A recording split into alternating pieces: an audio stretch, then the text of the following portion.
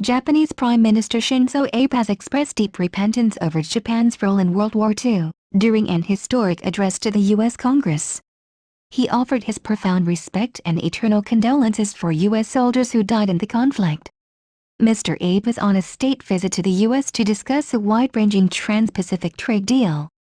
He and U.S. President Barack Obama have also agreed on new guidelines for defense cooperation. But his speech to the joint session of Congress was scrutinized for comments on Japan's aggression in World War II. This year marks the 70th anniversary of the end of the conflict. Mr. Abe said he had visited the World War II Memorial in Washington and reflected upon the 400,000 American troops who died with deep repentance in my heart.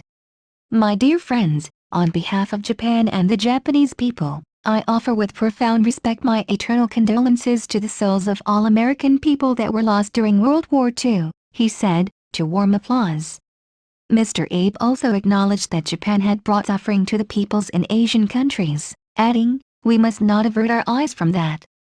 However, correspondents say he stopped short of offering his own apology for Japan's conduct during the war, which included the sexual enslavement of tens of thousands of Asian women by Japanese troops.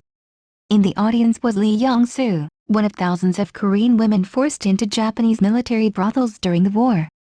She was invited to Congress by Democratic Representative Mike Honda, a strong critic of Mr. Abe. Trade deal. Mr. Abe is the first Japanese Prime Minister to address a joint session of the U.S. Congress. The BBC's Gary O'Donoghue in Washington says the invitation is a sign of the warm relations that exist between the two countries. Mr. Abe also urged lawmakers to support the Trans-Pacific Partnership, TPP, for the sake of our children and our children's children. The TPP is aimed at liberalizing markets in 12 countries, and the U.S. and Japan are among the biggest players. Mr. Abe said the deal was about spreading shared values of rule of law, democracy and freedom. He added, "It is also about our security. Long-term, its strategic value is awesome. We should never forget that. Let us bring the TPP to a successful conclusion through our joint leadership."